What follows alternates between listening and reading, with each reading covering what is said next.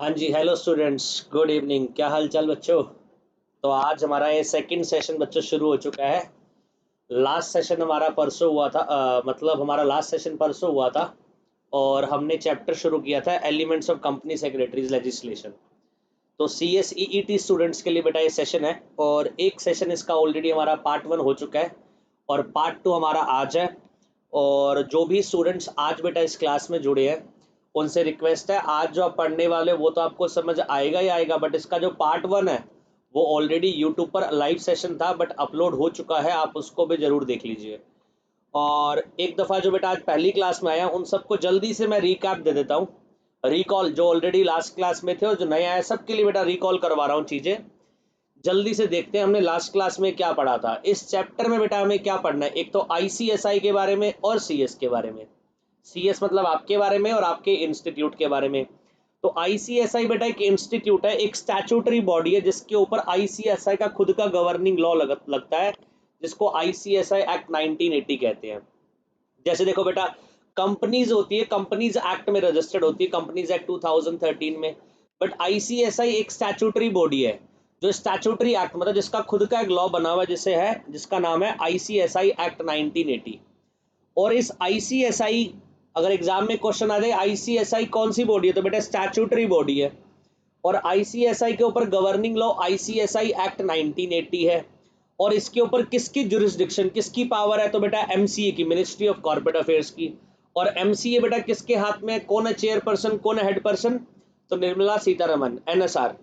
और जो इंस्टीट्यूट हमारा रन करता है 3 लेवल पर रन करता है, एक तो सेंट्रल लेवल पर, एक रीजनल लेवल पर और एक चैप्टर लेवल पर। ठीक है जी।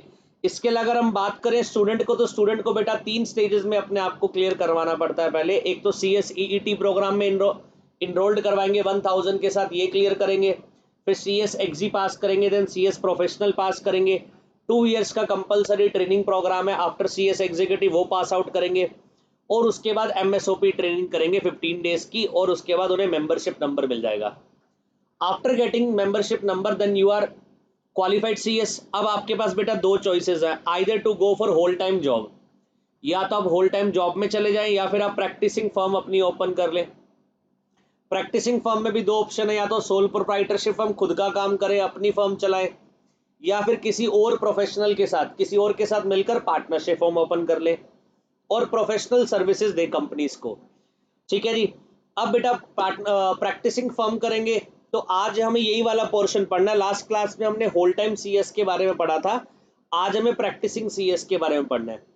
जब हम होल टाइम की बात करते हैं तो जो लोग सीएस बन चुके हैं क्वालिफाइड, जैसे मैं एक सीएस क्वालिफाइड हूं, मेरे पास मेंबरशिप नंबर है आईसीएसआई का, तो बेटा मैं आईसीएसआई का मेंबर हूं। आप स्टूडेंट हो, आपके पास रजिस्ट्रेशन नंबर है, आप हो स्टूडेंट हो आईसीएसआई के, मैं हूं मेंबर आईसीएसआई का। तो जो भी बेटा मेंबर आईसीएसआई के, वो एज के एम पी, एज की मैनेजरल पर्सनल भी अपॉइंट हो सकते हैं कंपनी में। मतलब सीएस कंपनी में एज के एम पी अपॉइंट हो सकता है, की मैनेजरल पर्सनल अपॉइंट हो सकता है under section 203 of companies act. और किन कंपनीज को रिक्वायर्ड है, एक तो वो कंपनी जो लिस्टेड कंपनी जिनके शेयर स्टॉक एक्सचेंज पर लिस्टेड है, और दूसरा वो अनलिस्टेड पब्लिक कंपनी जिसकी paid up share capital 10 crore और मोर है। अब इनको एमडी, सीईओ और मैनेजर में एक इन्हें केएमपी अपॉइंट करना पड़ता है, इनकी एब्सेंस में डब्ल्यूटीडी हायर करते हैं ये। और कंपनी सेक्रेटरी और सीएफओ, ये सब बेटा केएमपी में आते हैं, की मैनेजरल पर्सनल में आते हैं, जो एक लिस्टेड कंपनी और अनलिस्टेड पब्लिक कंपनी को हायर करना है जिनकी paid up share capital 10 crore और मोर देन 10 करोड़ है। और सीएस भी, होल टाइम सीएस को भी जॉब मिलती है जब जो कंपनीज रूल 8A में कवर होती है। ये बेटा सेक्शन 203 के साथ, मैंने सेक्शन 203 के साथ रूल 8 पढ़ाया था, और कंपनी सेक्रेटरी की अपॉइंटमेंट के लिए मैंने रूल 8A पढ़ाया था। यहां तक हमने लास्ट क्लास में पढ़ लिया था और फंक्शंस बता दिए थे मैंने सीएस के, कि वो बोर्ड ऑफ डायरेक्टर को रिपोर्ट करता है कंप्लायंसेस के रिगार्डिंग, कि कंपनीज एक्ट में, रूल्स में, रेगुलेशन में कौन कौन से एप्लीकेबल कंप्लायंस है जो करने पड़ेंगे। इसके अलावा कंपनी को सेक्रेटेरियल स्टैंडर्ड जो है बेटा, सेक्रेटेरियल स्टैंडर्ड भी कंप्लाई करने पड़ेंगे। और सेक्रेटेरियल स्टैंडर्ड जो आईसीएसआई बनाता है, सेक्रेटेरियल स्टैंडर्ड कौन बनाता है, आईसीएसआई, वो सेक्रेटेरियल स्टैंडर्ड भी कंप्लाई करने पड़ेंगे। ड्यूटीज भी हमने पढ़ ली थी। आज हमें पढ़ना है सीएस इन प्रैक्टिस के बारे में, कंपनी सेक्रेटरी इन प्रैक्टिस के बारे में। अब छोटा सा पार्ट बेटा छोटा सा पार्ट बच्चों बचा है चैप्टर का ये। कंपनी सेक्रेटरी इन प्रैक्टिस कौन है? तो बेटा वो सीएस जिसके पास सर्टिफिकेट ऑफ प्रैक्टिसिंग नंबर है, वो सीएस जिसके पास सीओपी बोल दो या फिर बेटा सीपी बोल दो, बात एक ही है। आप सीओपी बोल दो या फिर सीपी बोल दो, बात क्या है, एक ही है। वो सीएस जिसके पास सीओपी नंबर है या सीपी नंबर है, सर्टिफिकेट ऑफ प्रैक्टिस। तो जितने भी ऑल ओवर इंडिया बेटा 60,000 प्लस सीएस है, अगर बेटा किसी के पास सर्टिफिकेट ऑफ प्रैक्टिस नंबर है, सीपी नंबर है, दैट मीन्स वो प्रैक्टिसिंग सीएस है। जैसे मेरे पास मेंबरशिप नंबर भी है और मैंने सीपी नंबर भी ले रखा है, प्रैक्टिसिंग नंबर 17384, ये प्रैक्टिसिंग नंबर है। ठीक है, तो बेटा मैं प्रैक्टिसिंग सीएस हूँ। अब जो प्रैक्टिसिंग सीएस है वो क्या क्या कर सकते हैं, तो बेटा बताया गया प्रैक्टिसिंग सीएस के बारे में कि प्रैक्टिसिंग सीएस क्या है, कौन कौन है और वो कौन कौन से रोल प्ले कर सकता है, कौन कौन से उसके फंक्शंस है, ये बता रखे हैं। चलो जी, अगर हम बात करें company secretary in practice, CS in practice mean से company secretary who is deemed to be in practice under section 2 subsection 2 of company clause 2 of company secretaries act 1980। मतलब कंपनीज एक्ट ने बोला सीएस इन प्रैक्टिस कौन होता है, तो कह रहा है वही होता है सीएस इन प्रैक्टिस जो आईसीएसआई एक्ट ने बता रखा है। हाँ जी, आप गौर करो बेटा एक चीज, जब कंपनीज एक्ट ने कंपनी सेक्रेटरी की डेफिनेशन की बात आई तब भी उसने बोला कंपनी सेक्रेटरी वही होता है जो आईसीएसआई ने बता रखा है, और जब कंपनीज एक्ट ने definition the CS in practice की तब भी उसने सेम बात बोली, सीएस इन प्रैक्टिस वो पर्सन होता है जो आईसीएसआई एक्ट में डिफाइंड है। तो कंपनीज एक्ट ने ना तो सीएस की डेफिनेशन दी ना सीएस इन प्रैक्टिस की डेफिनेशन दी, दोनों डेफिनेशन के लिए कंपनीज एक्ट ने किसको रेफर करा, आईसीएसआई एक्ट को। अब CS in practice, practising CS कौन हो सकता है, वो मेंबर, वो सीएस जो ऑलरेडी क्वालिफाइड है, वो पर्सन जो क्वालिफाइड सीएस है, a member of the institute, जो आईसीएसआई का मेंबर है, shall be in deem to be practice, माना जाएगा वो प्रैक्टिस कर रहा है व्हेन इंडिविजुअली, या तो अकेले और in partnership with one or more member of the institute in practice.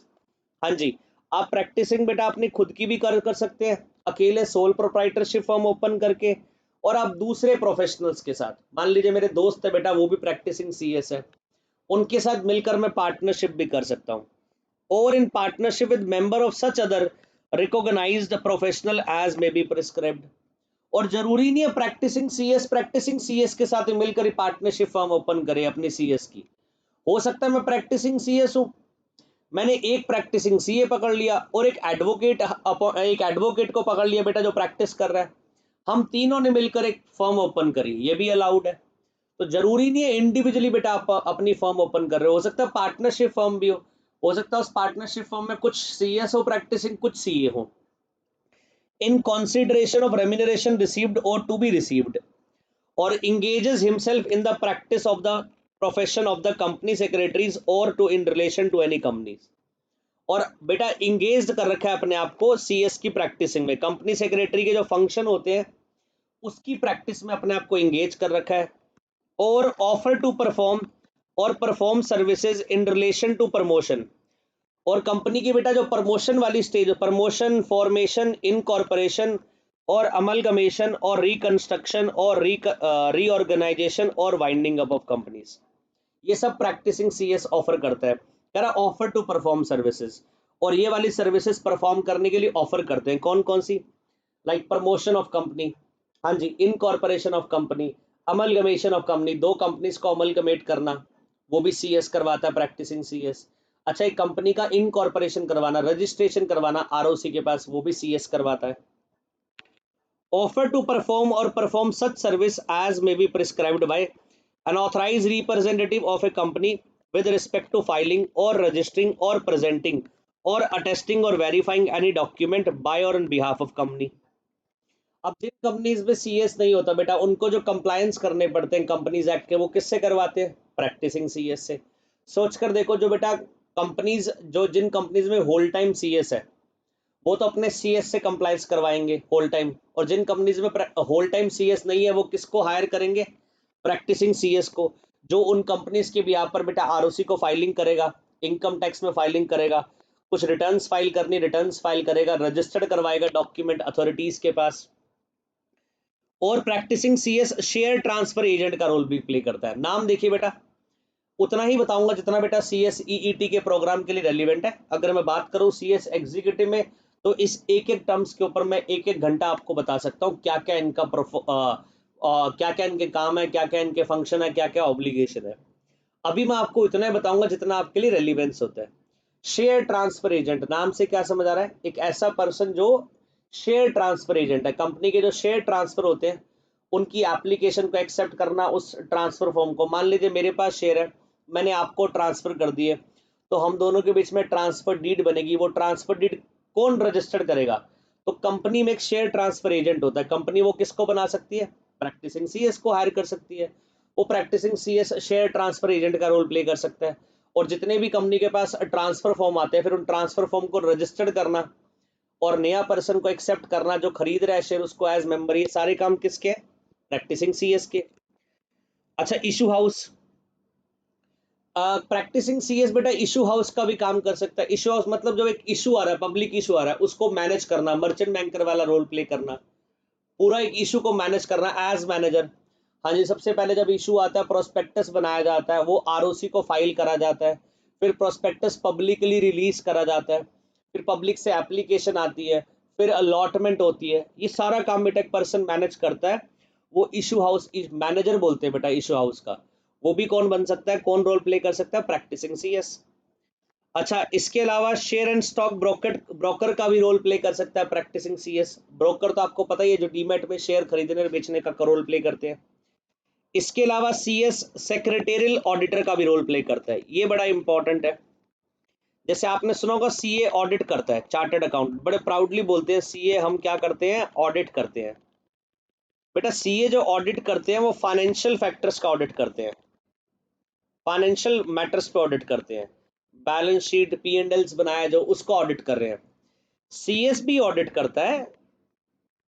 जैसे प्रैक्टिसिंग सीए जो ऑडिट कर रहा है वो फाइनेंशियल मैटर की कर रहा है, प्रैक्टिसिंग सीएस भी तो ऑडिट करता है। और प्रैक्टिसिंग सीएस किसकी ऑडिट करता है? प्रैक्टिसिंग सीएस ऑडिट करता है बेटा नॉन फाइनेंशियल मैटर्स की। क्या बोला मैंने? नॉन फाइनेंशियल मैटर्स की। अच्छा, कंपनी के ऊपर बहुत सारे कॉर्पोरेट लॉज एप्लीकेबल होते हैं। अरे बोलो भाई, कंपनी कंपनी लॉ तो नहीं एप्लीकेबल, और भी बहुत सारे लॉज कंपनी के ऊपर एप्लीकेबल है। उन सब लॉज में चेक करना कि सारे के सारे जो भी प्रोविजन लॉ मेकर ने बनाकर दिए और जो भी ऑब्लिगेशन कंपनी के ऊपर इम्पोज करी गई है, क्या कंपनी उस ऑब्लिगेशन को कंप्लीट अपनी तरफ फुलफिल कर रही है, नहीं कर रही? क्या कंपनी उन ऑब्लिगेशंस को कंप्लाई कर रही है, नहीं कर रही, या उसे इग्नोर कर रही है? ये बेटा सब चीज चेक की जाती है और इसका ऑडिट किया जाता है नॉन फाइनेंशियल मैटर का। जो एक प्रैक्टिसिंग सीएस करता है इसे बोलते हैं सेक्रेटेरियल ऑडिट। और सीएस कौन बनता है फिर? प्रैक्टिसिंग सीएस क्या बनता है? सेक्रेटेरियल ऑडिटर बनता है। क्या बनता है वो? Secretarial auditor. तो हम भी ऑडिट करते हैं, बट हम ऑडिट जो करते हैं बेटा फाइनेंशियल मैटर्स का नहीं करते, हम ऑडिट नॉन फाइनेंशियल मैटर्स का करते हैं। आगे बात समझिए। और नॉन फाइनेंशियल मैटर्स में चेक करते हैं कौन कौन से लॉज जो कंप्लाई करने हैं कंपनी को, जो कंप्लाई कंपनी ने नहीं करे और कौन से कंप्लाई करे हैं। इन सब मैटर्स को ऑडिट करते हैं। उस ऑडिट को बोलते हैं सेक्रेटेरियल ऑडिटर। जो बनता है सेक्रेटेरियल पर्सन, जो ऑडिटर बनता है उसको सेक्रेटेरियल ऑडिटर बोलते हैं। और जो ऑडिट है उसको बोलते हैं सेक्रेटेरियल ऑडिट। और सिर्फ कौन कर सकता है ये? Practising CA. तो प्रैक्टिसिंग सीएस। जैसे फाइनेंशियल मैटर की ऑडिट सिर्फ कौन करेगा?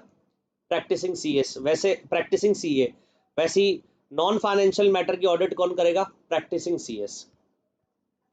इसके अलावा प्रैक्टिसिंग सीएस एडवाइजर का रोल भी प्ले करता है कंपनी के मैनेजमेंट में, इंक्लूडिंग लीगल और प्रोसीजरल मैटर्स।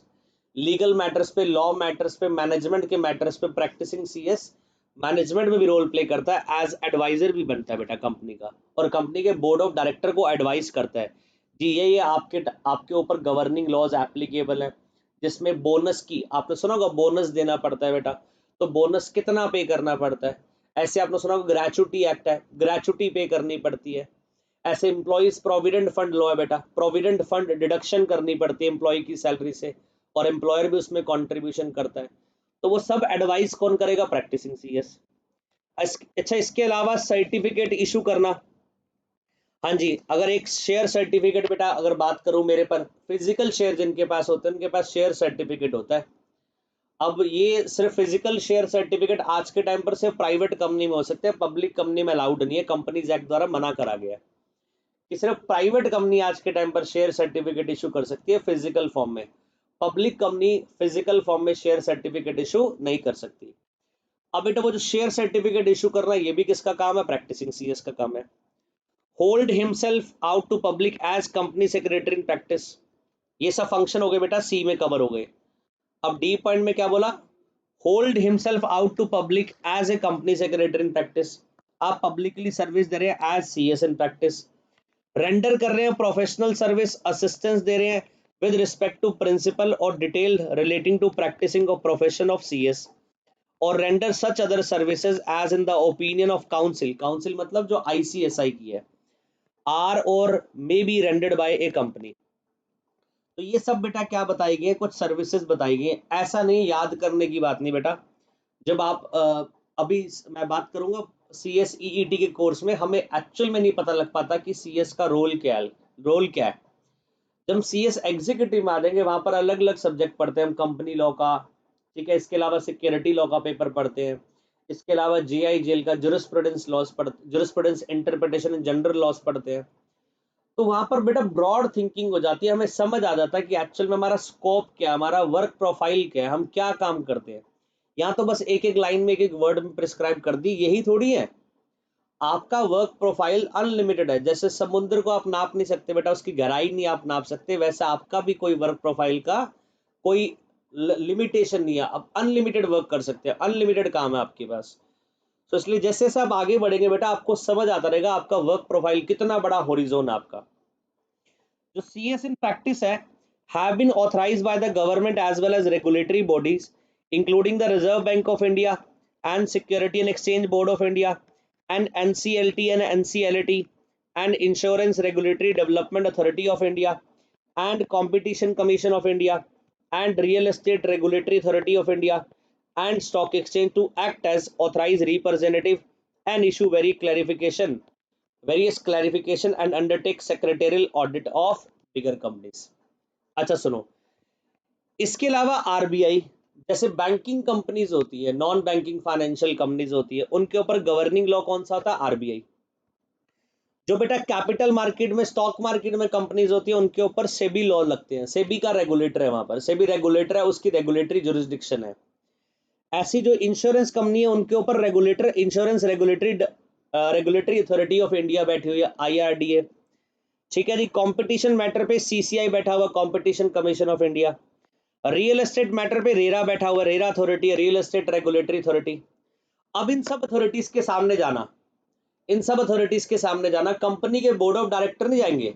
मान लीजिए कंपनी को सेबी के सामने प्रेजेंट होना है किसी मैटर के लिए, कोई लाइसेंसिंग रिक्वायरमेंट के लिए, या फिर एक बैंकिंग कंपनी है उसको आरबीआई के सामने पेश होना है, आरबीआई के सामने आरबीआई के सामने जाकर कोई लाइसेंस, कोई परमिट मांगना है, तो ये कंपनी खुद नहीं करती, कंपनी अपने ऑथराइज रिप्रेजेंटेटिव को भेजती है। और ये सारे के सारे बेटा ऑथराइज रिप्रेजेंटेटिव जो मैंने बोला इन सब के बिहाफ पर कौन जाएगा? Practising CS. तो मान लीजिए एक कंपनी है, एक रियल एस्टेट कंपनी है, रियल एस्टेट कंपनी को प्रोजेक्ट बेटा क्या करना है? गुड़गांव में लगाना है, और उसमें वो 1300 फ्लैट्स बनाएंगे। रियल एस्टेट प्रोजेक्ट है, एक लैंड है, उस लैंड पे क्या होगा? 1300 रेजिडेंशियल फ्लैट्स क्या होगा? कंस्ट्रक्ट किए जाएंगे, फिर उसको सोल्ड आउट किया जाएगा। अब जितने भी प्लॉट्स वगैरह बेटा अब आज के टाइम पर कंस्ट्रक्शन की जाती है, इसके लिए बेटा एक एक्ट बनाया गया, इसके ऊपर एक एक्ट बनाया गया और एक अथॉरिटी लाई गई उसमें, real estate regulatory authority of India, जिसको बोलते हैं रेरा।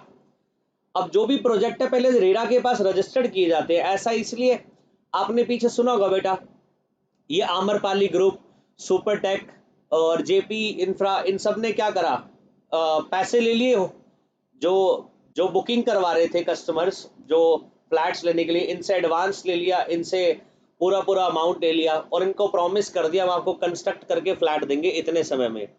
अब वो टाइम पूरा हो चुका है, ये इंस्टॉलमेंट पूरी पे कर चुके हैं, घर का पोजीशन इन्हें मिला नहीं, आज भी देखने जाते हैं, इनको घर प्रॉमिस करा गया था 25th फ्लोर पे मिलेगा, 25th फ्लोर कंस्ट्रक्शन शुरू नहीं हुई, कंस्ट्रक्शन 3rd फ्लोर पे चल रही है।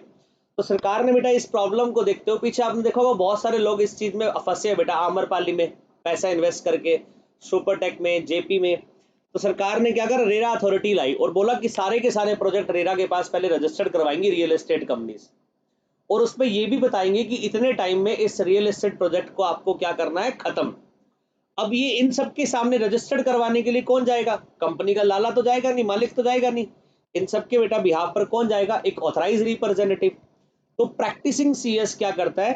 कंपनीज के बिहाफ पर ऑथराइज रिप्रेजेंटेटिव बनकर आरबीआई के सामने, सेबी के सामने, insurance regulatory development authority of India के सामने, रेरा के सामने, स्टॉक एक्सचेंज के सामने ऑथराइज रिप्रेजेंटेटिव बनकर प्रेजेंट करता है।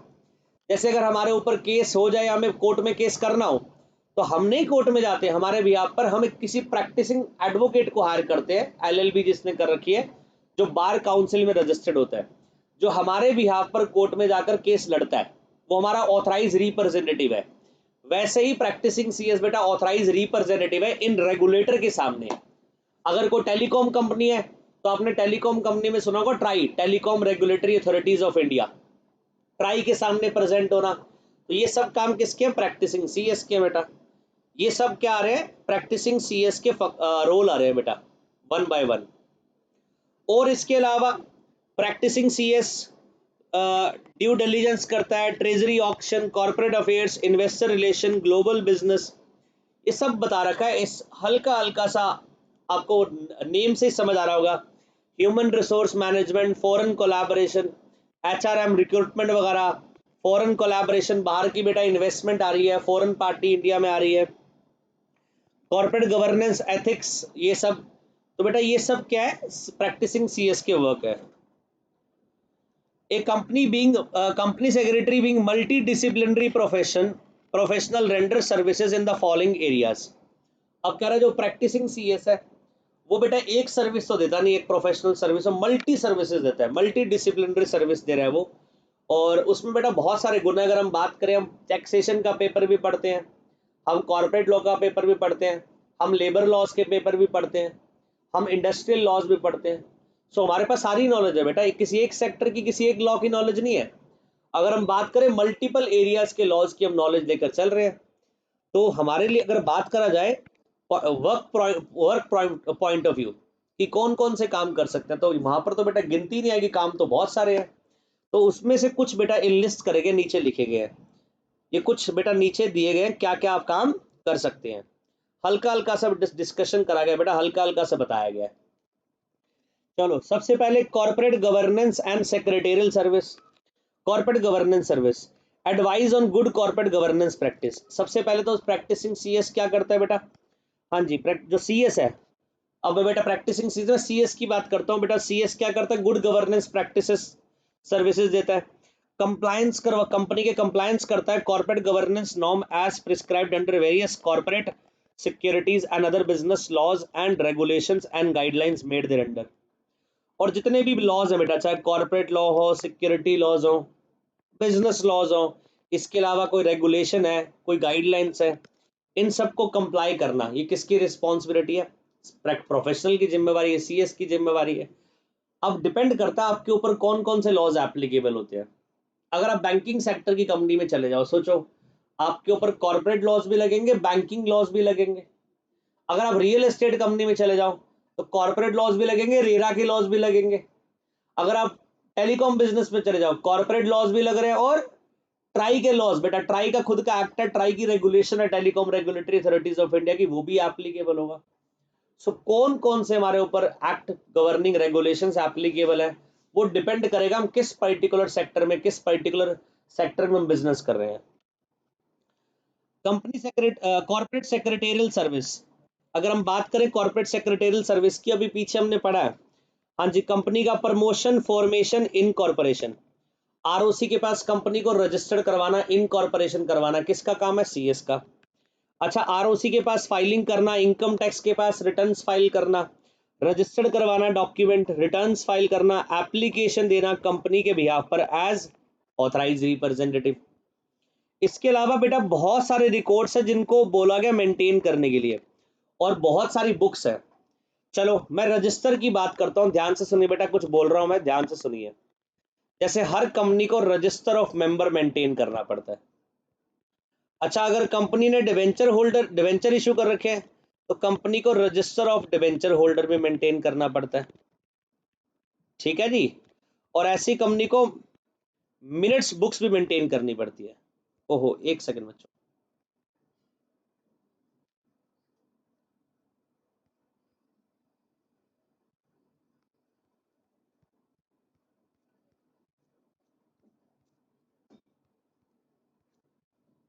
हाँ जी, इसके अलावा कंपनी को मिनट्स बुक्स बनानी पड़ती हैं। जब मीटिंग हो जाती है तो मीटिंग बेटा जो होने के बाद उसकी मीटिंग्स की जो डिसीजन होते हैं, जो प्रोसीडिंग्स होती हैं, उसको रिकॉर्ड करा जाता है, रिटन डाउन करा जाता है बुक्स में, जिसको बोलते हैं मिनट्स बुक्स। तो ये रजिस्टर हो गए, ये रिकॉर्ड्स हो गए, ये बुक्स बुक्स मतलब बुक्स ऑफ अकाउंट। कंपनी को balance sheet P and L maintain करना पड़ता है। अपने books of account asset liability 8 साल तक मेंटेन करनी पड़ती है। तो कहने का मतलब ये किसकी जिम्मेवारी है? रिकॉर्ड्स मेंटेन करना, कंपनी के बुक्स मेंटेन करवाना, रजिस्टर मेंटेन करवाना, ये सीएस की जिम्मेवारी है। इसके अलावा बोर्ड ऑफ डायरेक्टर की बोर्ड मीटिंग अरेंज करवाना, time to time board of director की मीटिंग होती है, शेयर होल्डर की मीटिंग होती है, उसको बोलते हैं जनरल मीटिंग। और बेटा इनकी मीटिंग करवाना, बोर्ड ऑफ डायरेक्टर की, शेयर होल्डर की जनरल मीटिंग्स करवाना, ये भी सीएस का काम है। और बेटा फिर जब मीटिंग हो जाती है तो इसके मिनट्स तैयार करे जाते हैं। मिनट्स मतलब उस मीटिंग में जो जो कुछ हुआ था उसको रिकॉर्ड करा जाता है बुक्स में, उसको बोलते हैं मिनट्स बुक्स। ये भी किसका काम है? सीएस का। And all the work relating to share and their transfer and transmission. और जितने भी बेटा वर्क है, जैसे शेयर सर्टिफिकेट इशू करना, फिर फ्यूचर में कोई शेयर बेच रहा है तो बेटा शेयर उसको ट्रांसफर करना, फिर किसी शेयर होल्डर की डेथ हो जाती है तो शेयर ट्रांसमिट हो जाते हैं, ट्रांसमिशन, ये भी किसके काम है? सीएस के काम है बेटा। ये कॉर्पोरेट सेक्रेटेरियल सर्विस बताई मैंने आपको। ऐसी बेटा एक जो इंपॉर्टेंट एग्जाम में क्वेश्चन आने वाला है वो सेक्रेटेरियल ऑडिट है। अभी मैंने आपको बताया था सेक्रेटेरियल ऑडिट कौन करता है? प्रैक्टिसिंग सीएस करता है। जैसे प्रैक्टिसिंग सीए क्या करता है? फाइनेंशियल ऑडिट करता है। नॉन फाइनेंशियल मैटर्स की ऑडिट प्रैक्टिसिंग सीएस करता है। और इस ऑडिट को क्या बोलते हैं? सेक्रेटेरियल ऑडिट बोलते हैं। और बेटा ये बहुत अच्छी चीज है, सेक्रेटेरियल ऑडिट में बहुत रिस्पेक्ट मिलती है। जिस कंपनी की ऑडिट करने आप जाओगे एज ऑडिटर, आपको कितनी वैल्यू करेंगे सोचो। आप बेटा क्या करने जा रहे हो? ऑडिट मॉनिटरिंग करने जा रहे हो, आप चेक करने जा रहे हो सारी की सारी चीजें कि जो लॉ द्वारा जो लॉ बोलेंगे कंप्लाई करने के लिए लॉ मेकर ने, वो कंप्लाई हो रहे या नहीं हो रहे। जो बुक्स मेंटेन करने के लिए बोला गया लॉ मेकर ने, वो मेंटेन्ड है या नहीं है। अब ऑडिटर है तो ऑडिटर की बेटा खातिरदारी तो अच्छी होगी, रिस्पेक्ट भी, जिस भी कंपनी की आप ऑडिट करोगे वहां पर रिस्पेक्ट भी मिलेगी, खातिरदारी भी होगी। तो ये सेक्रेटेरियल ऑडिट किसका काम है? ये बेटा प्रैक्टिसिंग सीएस का काम है। ये जॉब वाले सीएस का काम नहीं, जो प्रैक्टिस कर रहा है उसका काम है। इसके लिए गवर्निंग सेक्शन 204 है। एक तो बेटा ये इंपॉर्टेंट मार्क कर लीजिएगा, एग्जाम में आ सकता है क्वेश्चन कि सेक्रेटेरियल ऑडिट का सेक्शन कौन सा है? 204। सेक्शन 204 ऑफ कंपनीज एक्ट 2013 क्या बोलता है? एक तो बेटा every listed company, listed company वो कंपनी जिसके शेयर स्टॉक एक्सचेंज पर है, and every other public company having a paid up share capital of 50 crore rupees और मोर। दूसरी वो पब्लिक कंपनी जिसकी paid up share capital 50 crore या उससे ज्यादा है। और every public company having a turnover of 250 crore और मोर। तीसरा बेटा हर वो पब्लिक कंपनी जिसकी टर्नओवर 250 करोड़ या उससे ज्यादा है। और every company having outstanding loans और बोरिंग्स फ्रॉम बैंक और public financial institution of 100 crore और मोर। या फिर एक ऐसी कंपनी बेटा, every company, her type of company जिसकी बैंक और पब्लिक फाइनेंशियल इंस्टीट्यूशन या जिससे बोरिंग जो चल रही है वो 100 करोड़ या उससे ज्यादा है, shall annex with its board report. इनको क्या करना पड़ेगा? बोर्ड रिपोर्ट जो सेक्शन 134 सब सेक्शन 3 में बनती है, उसके साथ एक और रिपोर्ट बनवानी पड़ेगी प्रैक्टिसिंग सीएस से, और ऑडिट करवानी पड़ेगी। जो ऑडिट है उसको सेक्रेटेरियल ऑडिट बोलते हैं, और जो ऑडिटर करेगा उसको सेक्रेटेरियल ऑडिटर बोलेंगे। Given by the company secretary in practice in prescribed form.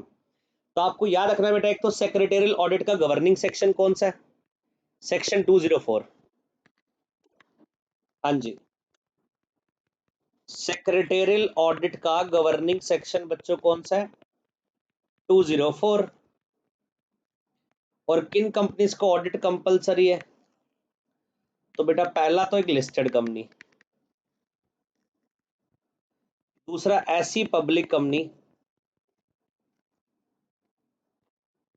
हाँ जी, ऐसी public company having paid up share capital of 50 crore और मोर। ऐसी पब्लिक कंपनी जिनकी paid up share capital 50 crore और मोर। बेटा ये मोर देन और इक्वल टू का साइन लगा दिया मैंने। ठीक है। तीसरा, एक ऐसी पब्लिक कंपनी जिसकी टर्नओवर 250 करोड़ और मोर, 250 करोड़ या उससे ज्यादा। तो तीसरी बेटा वो पब्लिक कंपनी हैविंग टर्नओवर, जिसकी टर्नओवर कितनी है, 250 करोड़ या उससे ज्यादा। और लास्ट बच्चों एक चीज बच गई, और यहां पर एवरी पब्लिक कंपनी ने बोला, एवरी कंपनी बोला जिसके बैंक और पब्लिक फाइनेंशियल इंस्टीट्यूशन से बोरिंग 100 करोड़ और मोर है। अब यहां पर एवरी कंपनी की बात आ गई, जिसकी बोरिंग्स, एवरी कंपनी जिसकी बोरिंग्स किससे, फ्रॉम बैंक्स और पब्लिक फाइनेंशियल इंस्टीट्यूशन, कितनी है, 100 करोड़ या उससे ज्यादा। बच्चों इन चार कंपनीज को, ये तो लिस्टेड कंपनी हो गई, ये कौन सी पब्लिक कंपनी है जो अनलिस्टेड है, जिसके शेयर स्टॉक एक्सचेंज पर नहीं है, ये भी अनलिस्टेड पब्लिक कंपनी होगी। और ये बेटा एवरी कंपनी, सब कंपनी आ गई। और ये ऑडिट कौन करेगा, प्रैक्टिसिंग सीएस ऑडिट करेगा इसकी। हाँ जी, ऑडिट कौन करेगा, प्रैक्टिसिंग सीएस करेगा। हाँ जी बताइए, समझ आ गया। तो सेक्रेटेरियल ऑडिट का गवर्निंग सेक्शन 204, और कितनी कंपनीज के ऊपर गवर्निंग ऑडिट है, ये 4 कंपनीज के ऊपर कंपलसरी ऑडिट है। और करेगा कौन ऑडिट, एक प्रैक्टिसिंग सीएस करेगा ऑडिट बेटा इसकी। It shall be the duty of the company to give all assistance, ये ड्यूटी है बेटा कंपनी की, असिस्टेंस दे, फैसिलिटी दे उस सीएस इन प्रैक्टिस को जो ऑडिट करने आ रहा है सेक्रेटेरियल और रिलेटेड रिकॉर्ड्स। असिस्टेंस का मतलब क्या होता है, हेल्प बेटा, उसको अगर गोलगप्पे खाने हैं, समोसे खाने हैं, कोल्ड ड्रिंक खानी है, ये असिस्टेंस। लंच करवाओ, अच्छा पनीर की सब्जी होनी चाहिए, चाप होनी चाहिए, ये तो है ही असिस्टेंस। इसके अलावा मेन जो असिस्टेंस की बात हो रही है वो ये हो रही है कि जो सीएस इन प्रैक्टिस ऑडिट करने आया है, वो जो जो रिकॉर्ड्स आपसे मांग रहा है ऑडिट करने के लिए, वो रिकॉर्ड्स आपको देने पड़ेंगे। आप ये नहीं बोल सकते सर आपने जो रिकॉर्ड्स मांगा है हमारे पास अवेलेबल नहीं है, उसके नेगेटिव कमेंट देगा, फिर आपको वो अपनी रिपोर्ट में नेगेटिव कमेंट देगा, और वही रिपोर्ट शेयर होल्डर के सामने जाएगी। फिर फायदा क्या है, शेयर होल्डर के सामने आपकी जो इज्जत है कंपनी की, इमेज खराब हो जाएगी, वो इमेज खराब हो जाएगी। तो इसलिए बेटा सारी की सारी असिस्टेंस का मतलब, जो भी आपसे रिकॉर्ड्स और जो भी मांगे जा रहे हैं वो आपको कंप्लीटली देने पड़ेंगे। इसके अलावा जो मेहमान नवाजी होती है पर्सनली, वो तो होती होती है ऑडिटर की। तो सेक्रेटेरियल ऑडिट करने जब आप किसी प्रैक्टिसिंग सीएस के पास काम करोगे, आप बेटा ट्रेनिंग करोगे प्रैक्टिसिंग सीएस के पास। जैसे मान लीजिए मैं प्रैक्टिसिंग सीएस, आप मेरे अंडर में ट्रेनिंग कर रहे हो, और मुझे किसी कंपनी ने सेक्रेटेरियल ऑडिटर अपॉइंट करा, मैं खुद थोड़ी जाऊंगा, मैं अपने जो ट्रेनिंग लोग हैं उनको भेजूंगा, वो क्या करेंगे, ऑडिट करके आएंगे, बाद में मैं वेरीफाई करूंगा, ऊपर काम देखूंगा उनका, और लास्ट में ऑडिट रिपोर्ट पे साइन कर दूंगा। तो जिस दिन आप ऑडिट पे जाएंगे बेटा, आप गो ऑब्जर्व करेंगे, हो आप ट्रेनी, हो आप आर्टिकल, बट आपको कंपनी तो ऐसे ही ट्रीट करेगी जैसे कि खुद ऑडिटर आया, प्रैक्टिसिंग सीएस आया। कंपनी की नज़रों में तो जो लोग आए हैं, जो लड़के आए हैं, जो लड़कियां आई हैं, मतलब जो भी सीएस स्टूडेंट्स आए हैं, जो आर्टिकलशिप कर रहे हैं, उनको मतलब नहीं उस चीज़ से, उनके लिए तो वो ऑडिटर है। तो उस दिन खाना वाना लेकर जाने की जरूरत नहीं है, वहीं से खाना अरेंज हो जाएगा, बिकॉज ऑडिट करने जा रहे हो, छोटा मोटा काम नहीं करने जा रहे। तो जिस दिन सेक्रेटेरियल ऑडिट बोल दिया अगर आपको आपके बॉस ने कि जाना है करने, तो उस दिन समझ लेना खाने वाने की टेंशन नहीं है, खाना मस्त मिलेगा वहां पर ऑफिस में, बढ़िया। आगे बात समझ, ऑडिटर हो भाई तो सारी असिस्टेंस दी जाएगी, फैसिलिटीज दी जाएगी। और board of director in their report made in terms of section 134 subsection 3 shall explain in full any qualification or observation or other remarks made by CS in practice in his report। हाँ जी, और board of director को अपनी report में mention भी करना पड़ता है कि जो सेक्रेटेरियल ऑडिटर ने ऑडिट रिपोर्ट में क्या क्या कमेंट दिए। जो सेक्रेटेरियल ऑडिटर ने रिवर्स रिमार्क्स डाले हैं, ऑब्जर्वेशन डाली है, क्वालिफिकेशन जो भी रिमार्क्स दिए हैं, वो बोर्ड ऑफ डायरेक्टर अपनी बोर्ड रिपोर्ट में उसे मेंशन करते हैं। सो बोर्ड रिपोर्ट में सारे के सारे कमेंट, सारी की सारी ऑब्जर्वेशन जो सेक्रेटेरियल ऑडिट किया वो मेंशन की जाती है। और अगर कोई कंपनी और उसका ऑफिसर और सीएस इन प्रैक्टिस कॉन्ट्रावीन करता है कंपनीज एक्ट के प्रोविजन को, तो बेटा कंपनी और कंपनी का ऑफिसर और इवन सीएस इन प्रैक्टिस जिसने डिफॉल्ट करा है shall be punishable with fine which shall not be less than 1 lakh. तो मिनिमम 1 लाख का फाइन है आपके ऊपर, और मैक्सिमम 5 लाख का फाइन है। गौर करो बेटा, किसी ने भी प्रोविजन कंप्लाई नहीं करा, एक तो कंपनी जिसके ऊपर सेक्शन 204 लग रहा है, उसने कंप्लाई नहीं करा, एक कंपनी के ऑफिसर, और दूसरा सीएस इन प्रैक्टिस जिसको ऑडिट कर रहा है, उसने भी कंपनीज एक्ट के प्रोविजन को कंप्लाई नहीं करा, सो मिनिमम 1 लाख की और मैक्सिमम 5 लाख की पेनल्टी। तो मान लीजिए आप प्रैक्टिसिंग सीएस बने, सीएस करने के बाद 5 साल के बाद आपको ऑडिट मिल गई और आपने ऑडिट में एक्ट के कंप्लायंस नहीं करे, आपने झूठी ऑडिट रिपोर्ट बना दी, जो रिमार्क्स देने चाहिए थे कंपनी को एडवर्स, जो कंपनी ने नॉन कंप्लायंस किए थे आपने दिए नहीं, कंपनी ने जो जो लॉ कंप्लाई नहीं करे आपने वहां भी लिख दिए कंप्लायंस हो चुके हैं, तो बेटा आपके ऊपर पेनल्टी आएगी मिनिमम 1 लाख की, मैक्सिमम 5 लाख की। हाँ जी, ऐसा नहीं है कि आप बन गए तो उसके बाद कमाओगे, गवाओगे भी। एग्जाम्पल बेस्ट आपके सामने है, सेक्शन 204, जब प्रैक्टिसिंग सीएस बन जाओगे आप। आगे बात समझ? चलो बच्चों, ये हमारा सी। अभी इसमें और बहुत सारी चीजें बेटा सेक्रेटेरियल ऑडिट में, आपके सिलेबस का पार्ट नहीं है। अगर सीएस क्या करता है, ऑडिट में फ्रॉड डिटेक्ट करता है 1 करोड़ से ऊपर के, तो बेटा उसे फ्रॉड की इंटीमेशन भी देनी पड़ती है सीजी को, डायरेक्ट सेंट्रल गवर्नमेंट को रिपोर्टिंग होती है। और अगर 1 करोड़ से कम वाले रिपोर्ट फ्रॉड्स होते हैं तो उसकी रिपोर्टिंग बोर्ड ऑफ डायरेक्टर को की जाती है और उनसे रिप्लाई मांगा जाता है। हाँ जी, 1 करोड़ से ऊपर वाले जो फ्रॉड होते हैं उनकी डायरेक्ट रिपोर्टिंग सेंट्रल गवर्नमेंट को की जाती है, बकायदा प्रैक्टिसिंग सीएस अपने लेटर हेड पे रिपोर्ट बनाकर भेजेगा सीजी को। आगे देखिए, corporate law advisory and representation. इसके अलावा प्रैक्टिसिंग सीएस कौन सा रोल प्ले करेगा? कॉर्पोरेट लॉ एडवाइजरी वाला रोल प्ले करेगा and representation. So advising the company on compliance of legal and procedural aspect particularly under. इसके अलावा कंपनीज को वो क्या करेगा? एडवाइस करेगा, किस चीज के लिए? कंप्लायंसेस के लिए। कौन से compliance? Legal and procedural aspect के लिए, कि कौन कौन से गवर्निंग लॉज आपके ऊपर एप्लीकेबल है, कौन से लेबर लॉज, कौन से इंडस्ट्रियल लॉज, कौन से कॉर्पोरेट लॉज आपके ऊपर, कंपनीज के ऊपर एप्लीकेबल है। अब सीएस गाइड करेगा SEBI act, security contract regulation act, और उसके रूल्स एंड रेगुलेशन क्या आपके ऊपर लगते हैं।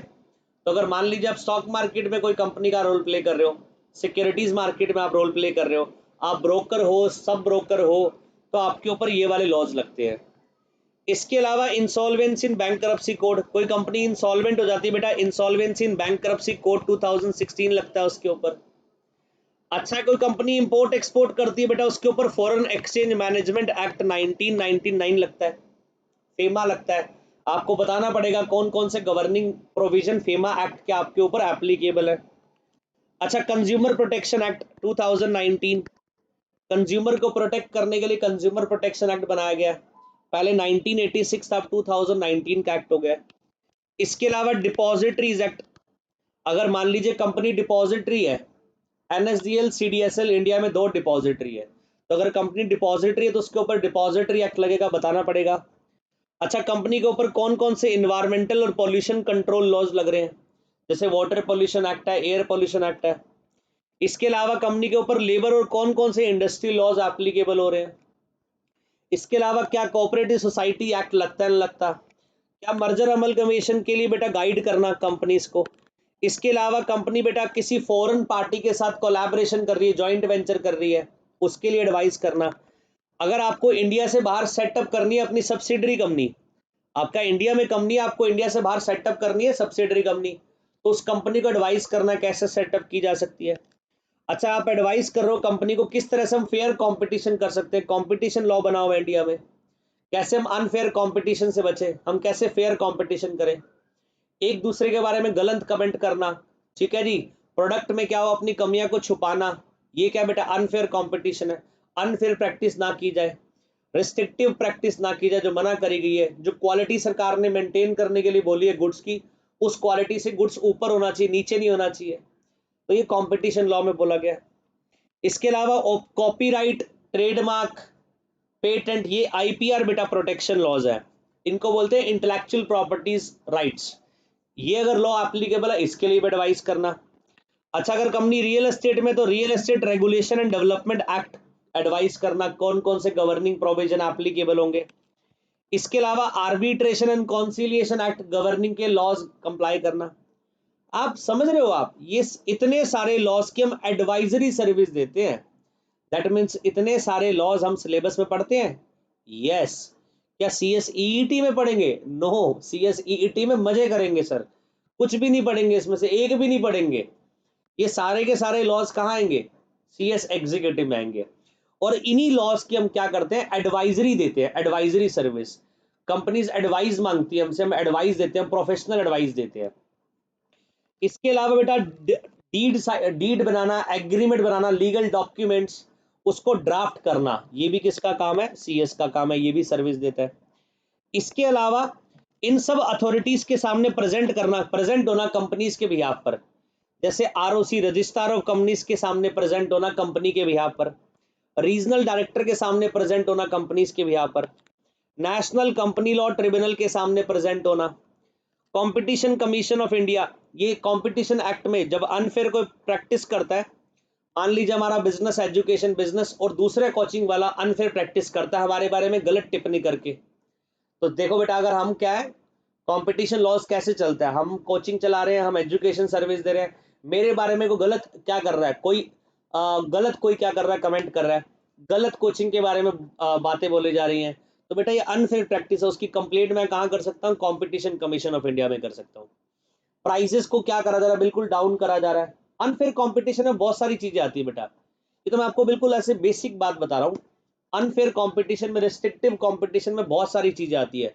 सारे सब्जेक्ट हमारे यहीं से पढ़ो भाई, अगर आपको एक सब्जेक्ट समझ आ रहा है, एक नहीं समझ आ रहा, नहीं फिर भी यहीं पढ़ने पड़ेंगे, ये भी प्रैक्टिस गलत है बेटा। इसके लिए भी आप अनफेयर कंपटीशन में कंपटीशन कमीशन ऑफ इंडिया जा सकते हो। तो मान लीजिए मेरी कंपनी है, मेरी कंपनी दूसरी कंपनी के ऊपर क्या करना चाह रही है, एक्शन लेना चाह रही है कंपटीशन कमीशन ऑफ इंडिया में, तो मैं किसी को हायर करूंगा, किसी प्रोफेशनल को, बट मेरे केस में मैं खुद प्रोफेशनल हूं, मेरे को किसी की हेल्प की रिक्वायरमेंट नहीं है। सेबीज के जो बेटा डिसीजन होते हैं सेबी के, उनके अगेंस्ट अपील की जाती है सिक्योरिटीज एपेलेट ट्रिब्यूनल को, और इस सिक्योरिटीज एपेलेट ट्रिब्यूनल में जब अपील की जाती है, ये भी CS इसमें हेल्प करता है। National company law appellate tribunal में भी जो अपील्स आती हैं उसमें CS हेल्प करता है, CS एडवाइस करता है, रिप्रेजेंट होता है, इनके सामने जाता है। कंज्यूमर फोरम्स, अच्छा कंज्यूमर कोर्ट बनिए बेटा, डिस्ट्रिक्ट लेवल पर, स्टेट लेवल पर, नेशनल लेवल पर, जब कंज्यूमर के कोई ग्रेवियांस होती है, कंज्यूमर की कंप्लेंट्स होती हैं, जैसे गुड्स में डिफेक्ट आ गए, सर्विस में डेफिशिएंसी आ गई, तो कंज्यूमर कोर्ट जाता है बेटा इसके लिए। अब वो कंज्यूमर कोर्ट खुद तो जाएगा नहीं, कंज्यूमर उसको तो पता नहीं कंज्यूमर कोर्ट में जाकर कैसे केस लड़ना है, तो वो किसी प्रोफेशनल को हायर कर सकता है, और यहाँ पर CS बेटा क्या करेगा, हेल्प करेगा। अच्छा telecom dispute settlement and appellate tribunal, TRAI authority है telecom regulatory authorities of India, उसका डिसीजन है, उसके अगेंस्ट आपको अपील करनी है, तो आप telecom dispute settlement and appellate tribunal में भी अपील कर सकते हो, यहाँ पर भी आपको CS हेल्प करेगा। ट्रेडमार्क अथॉरिटी के सामने जाना है बेटा, यहाँ पर भी CS आपको हेल्प करेगा। Special economic zone authorities, tax authorities और other quasi judicial bodies and tribunal, ये बेटा बताने को मैं इतना कुछ आपको बता सकता हूँ कि एक एक घंटा पूरा इस पर मैं कंज्यूम कर सकता हूँ, क्योंकि CS एग्जीक्यूटिव में बेटा हर एक एक्ट में इन सब का रोल आता है बेटा, अथॉरिटीज का, और बिल्कुल बताया जाएगा वहां पर आपको कि किस अथॉरिटी के सामने क्या रोल होता है हमारा। अभी मेरे को जितना रेलिवेंट लगा बेटा CS EET point of view से मैंने उतना ही बताया, क्योंकि एक एक लाइन में, एक एक वर्ड में समअप करा गया सारी चीजों को। तो इन सब अथॉरिटीज के सामने बेटा CS क्या करता है, एज रिप्रेजेंटेटिव बनकर जाता है बेटा, एडवाइस करता है कंपनीज को इन सब लॉ में, इन सब लॉज के लिए एडवाइस करता है, और इसके अलावा इन सब अथॉरिटीज में जाता है एज रिप्रेजेंटेटिव, जाता है on behalf of company, on behalf of client. हाँ जी बताइए, समझ आ गया। इसके अलावा बेटा आर्बिट्रेशन एंड कॉन्सिलिएशन सर्विस भी देता है CS। ये क्या होता है बेटा आर्बिट्रेशन कॉन्सिलिएशन, मान लीजिए दो पार्टी डिस्प्यूट कर रही हैं, तो बेटा डिस्प्यूट है उनके बीच में, तो वो कहाँ जाएंगी डिस्प्यूट सॉल्व करवाने के लिए, एक तो ऑप्शन है कोर्ट में जाए, हाँ जी डिस्प्यूट सॉल्व करवाने के लिए एक ऑप्शन का है कोर्ट में जाए, दूसरा एक और ऑप्शन है बेटा डिस्प्यूट को सॉल्व करने का, दोनों पार्टी मिलकर एक थर्ड पर्सन को अपॉइंट कर ले, जिसको बोलते हैं आर्बिट्रेटर, अपनी ऑन चॉइस का जज, और उसके सामने डिस्प्यूट को रख दे और वो फाइनली अपना डिसीजन दे देगा, दोनों के ऊपर बाइंडिंग होगा। तो इसके लिए हम एक्ट पढ़ते हैं, arbitration and conciliation act 1996, arbitration and conciliation act 1996, जितना भी इस चैप्टर में आपको बताया जा रहा है लॉस के बारे में, सब CS एग्जीक्यूटिव का सिलेबस है ये। अब आर्बिट्रेशन एक्ट में कैसे दो पार्टी जो डिस्प्यूटेड पार्टी है, कैसे आर्बिट्रेटर को अपॉइंट करती हैं, कैसे आर्बिट्रेटर के सामने प्रोसीडिंग्स होती हैं, वो वहां पढ़ाया जाएगा। और ये भी कौन रोल प्ले करता है, CS बेटा एज आर्बिट्रेटर का रोल प्ले करता है, तो CS आर्बिट्रेटर बन सकता है। और दूसरा आर्बिट्रेटर तो समझ आ गया बेटा, दो डिस्प्यूटेड पार्टी है, जिनका डिस्प्यूट सॉल्व या तो कोर्ट में जाकर होगा, बट कोर्ट में आपको पता है टाइम लगता है बेटा, कोर्ट में ज़्यादा, और फिर पैसा लगता है, टाइम बहुत लगता है।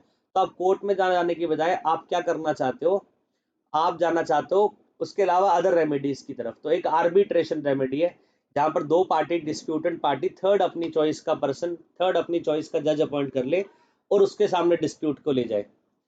ये तो था आर्बिट्रेटर, और आर्बिट्रेटर का डिसीजन आता है उसे बोलते हैं अवॉर्ड। एक होता है कॉन्सिलिएटर।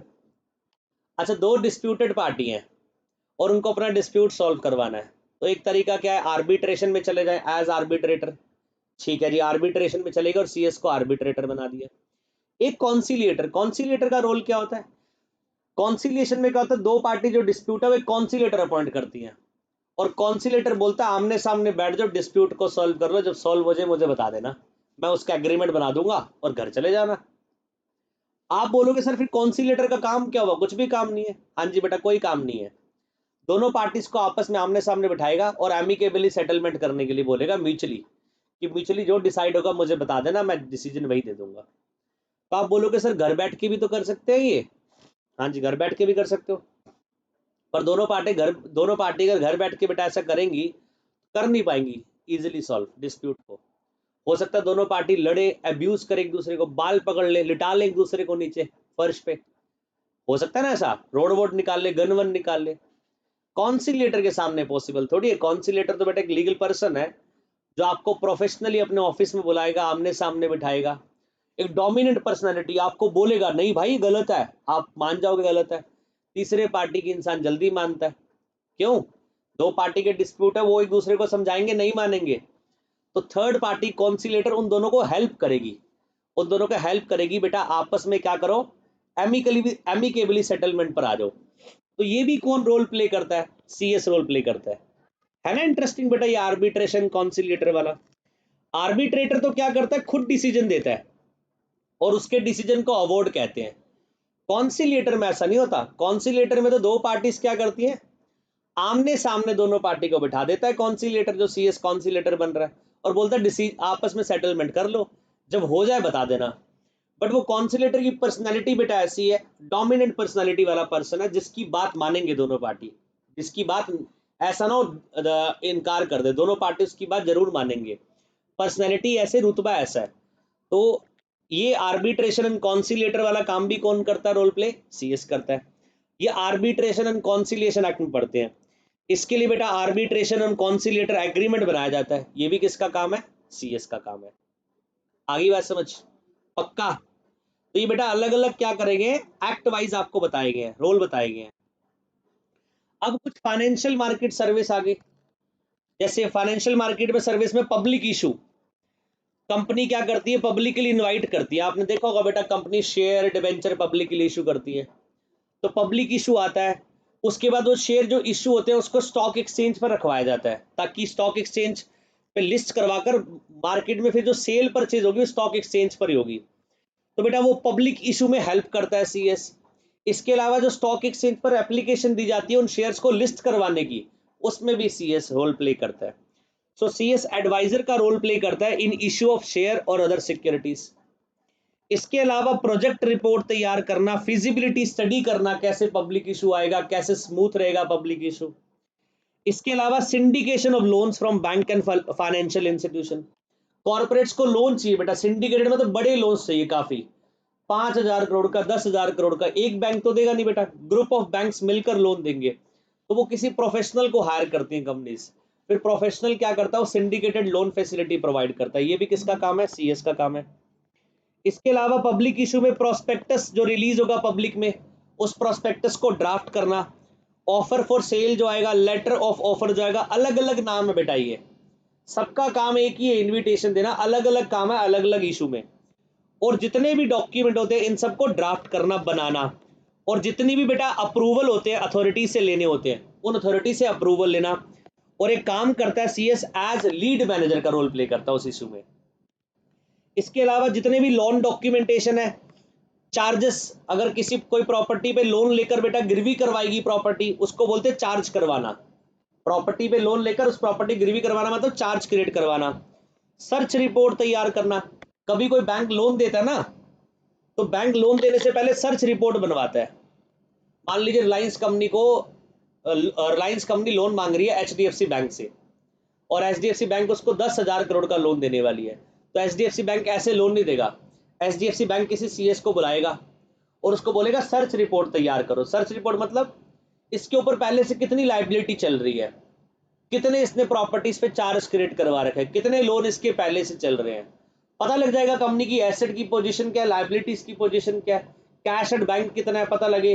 कंपनी की जो एसेट की पोजीशन है लाइबिलिटी से ज्यादा चल रही है, तो वो सर्च रिपोर्ट बनाता है बेटा CS, और उसके बाद बैंक को सौंप देता है वो सर्च रिपोर्ट। उसके बाद बैंक फिर फाइनली डिसाइड करता है कि मुझे लोन देना चाहिए नहीं देना चाहिए। ये भी कौन कर रहा है? CS कर रहा है। इतने सारे काम कर रहा है CS। देखो है ना बढ़िया काम ये तो बैंक के साथ ठगी हो सकती थी। ठगी कैसे हो सकती है? देखो कंपनी के ऊपर बहुत सारे पहले से लोन चल रहे हैं, वो रीपे ही नहीं कर रहा, कंपनी सक्षम ही नहीं है पे करने में, कैपेबल ही नहीं है रीपे करने में, और इधर से कंपनी ओन लोन मांगे जा रही है। तो बेटा इसलिए बैंक्स क्या करते हैं, पहले सर्च रिपोर्ट बनवाते हैं, पहले चेक करवाते हैं कंपनी के ऊपर एग्जिस्टिंग लोन्स कितने चल रहे हैं, उसके बाद ही क्या होता है नए लोन्स देते हैं बेटा, और वो सर्च रिपोर्ट CS से बनवाते हैं। इसके अलावा सिक्योरिटीज को स्टॉक एक्सचेंज पर लिस्ट करवाना, फिर वहां से हटवाना पड़ता है जब हम चाहते हैं अब नहीं, हम स्टॉक एक्सचेंज पर चाहते नहीं सिक्योरिटी हमारी ट्रेड हो, तो डीलिस्टिंग करवाते हैं एक सिक्योरिटीज को, डीलिस्ट करवाना। ये सब भी कौन करवाता है? CS करवाता है। इसके अलावा प्राइवेटली प्लेसमेंट, ये सुनो बेटा, पब्लिक इशू तो क्या होता है, जनरल पब्लिक को इन्वाइट करते हैं, कोई भी कंपनी की सिक्योरिटी खरीद सकता है। एक होता है प्राइवेट प्लेसमेंट। प्राइवेट प्लेसमेंट क्या होता है? जहां पर हम पब्लिक एट लार्ज को इन्वाइट नहीं कर रहे सिक्योरिटीज में, हम कुछ गिने चुने लोगों को, मैक्सिमम 200 लोगों को इन्वाइट करते हैं कि आप हमारी सिक्योरिटीज को बाय कर लीजिए। इसको बोलते हैं प्राइवेट प्लेसमेंट ऑफर। ये कंपनीज एक्ट के सेक्शन 42 में पढ़ाया जाता है। अरे बात समझ, जैसे मैंने पहले तो आपको बेटा क्या बताया, पहले मैंने आपको बताया पब्लिक इशू। पब्लिक इशू में तो क्या होता है, पब्लिक जनरल पब्लिक को इन्वाइट करती है सबको, कि कोई भी एप्लीकेशन दे सकता है इनविटेशन के अगेंस्ट, और कोई भी अलॉटमेंट ले सकता है। प्राइवेट प्लेसमेंट में ऐसा नहीं होता। प्राइवेट प्लेसमेंट में कंपनी कुछ गिने चुने सेलेक्टेड लोगों को इनविटेशन देती है, ऑफर देती है पब्लिक इशू में, और वही लोग क्या करते हैं, ऑफर एक्सेप्ट करके पब्लिक उस प्राइवेट प्लेसमेंट में एक्सेप्ट करते हैं शेयर्स डिवेंचर्स। और ये सेक्शन 42 के अकॉर्डिंगली बेटा प्राइवेट प्लेसमेंट ऑफर आता है। ये भी कौन हेल्प करेगा इसमें? CS। ये भी CS रोल प्ले करता है। इसके अलावा बेटा कंपनी को अपने शेयर खुद बायबैक करने, खुद परचेज करने हैं। कंपनी ने शेयर इशू कर दिए, बाद में कंपनी खुद बायबैक करना चाहती है, परचेज करना चाहती है, ये भी CS हेल्प करेगा। इसके अलावा कंपनी को फंड रेज करना है, इंडिया से नहीं इंटरनेशनल मार्केट से, तो बेटे इंडिया से बाहर ADR GDR ECB इशू करा जाता है। ADR का मतलब होता है अमेरिकन डिपॉजिटरी रिसीट। अगर अमेरिका से अपने शेयर इशू करके पैसा रेज करना हो तो बेटा वहां पर इशू करा जाता है अमेरिकन डिपॉजिटरी रिसीट। अगर अमेरिका के अलावा US के अलावा किसी कंट्री से पैसा रेज करना है तो उस कंट्री में फिर इंडियन कंपनी इशू करती है ग्लोबल डिपॉजिटरी रिसीट। ये अमेरिका में भी इशू हो सकते हैं GDR।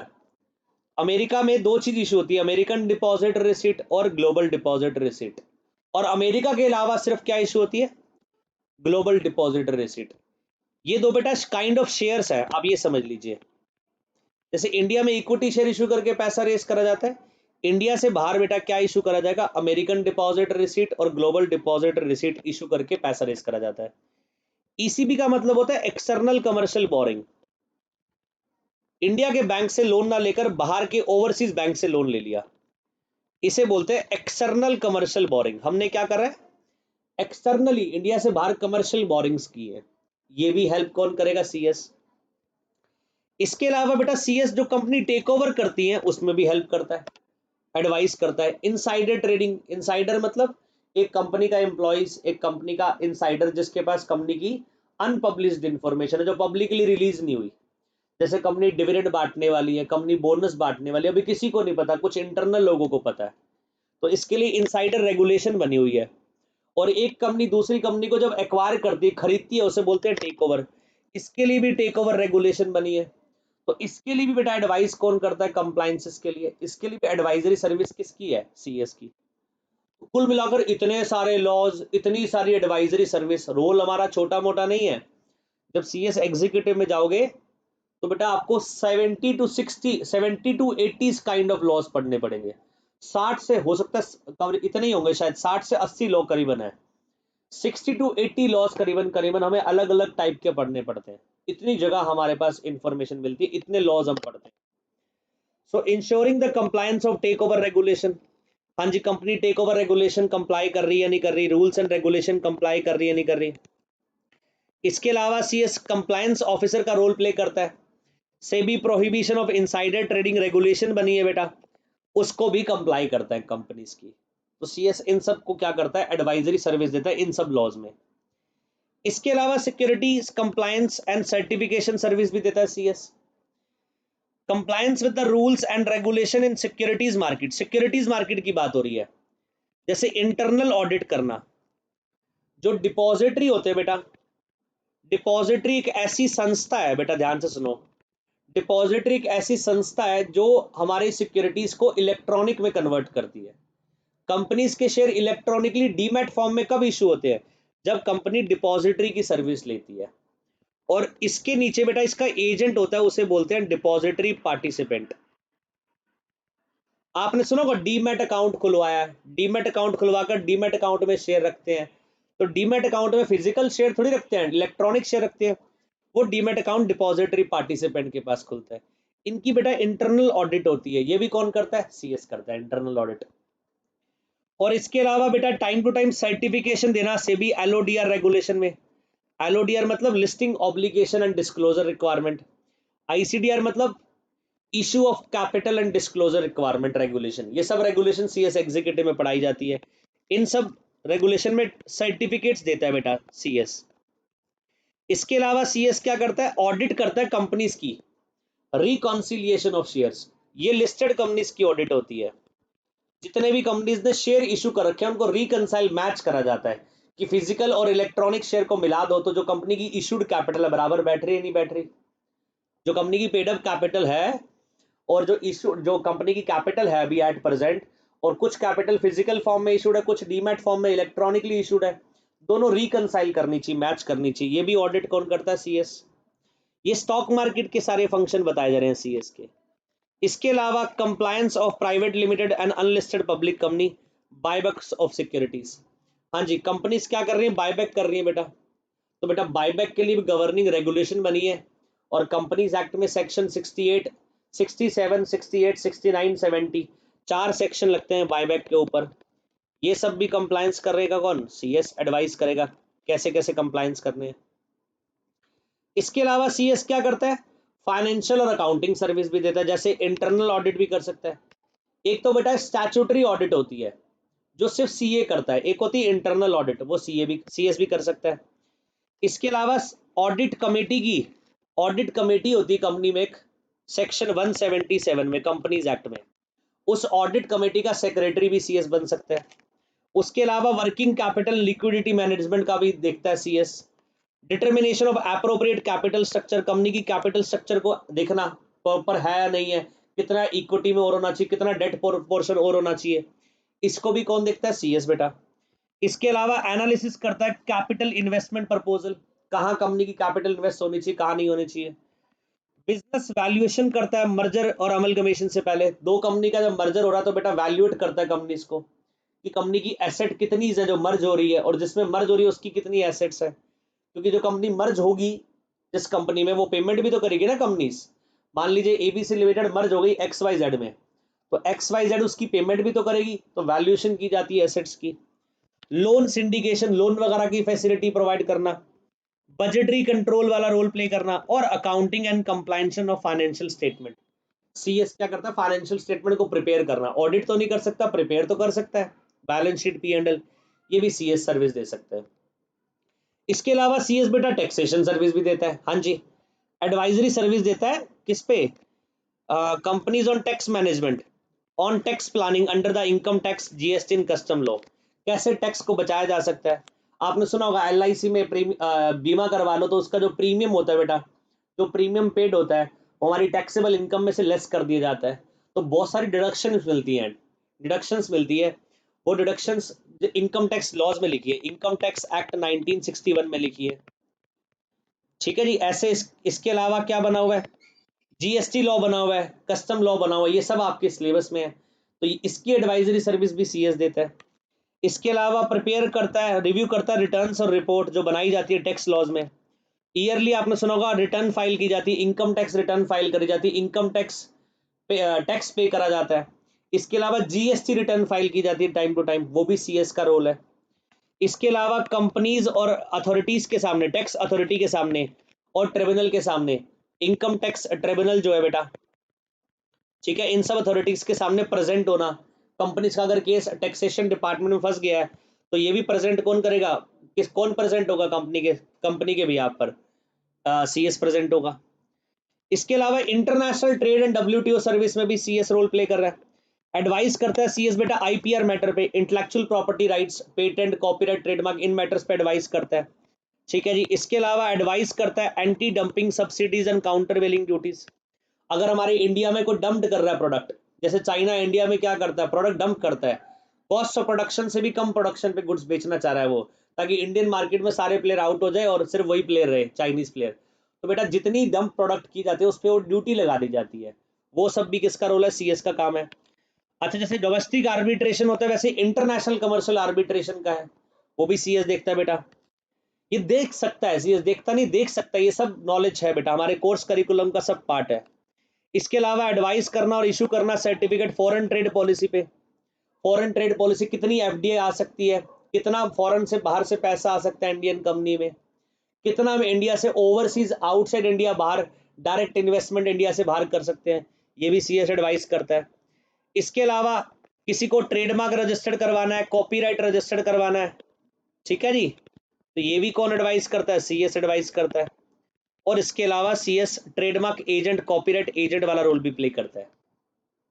ये बेटा डब्ल्यूटीओ सर्विस होगी, इंटरनेशनल ट्रेड सर्विस होगी। इसके अलावा सीएस बेटा मैनेजमेंट सर्विस भी देता है, जनरल नेचर की भी, स्ट्रेटेजिक नेचर की भी। जैसे मैनेजमेंट सर्विस में क्या कर रहा है, advising on legal structure of organisation.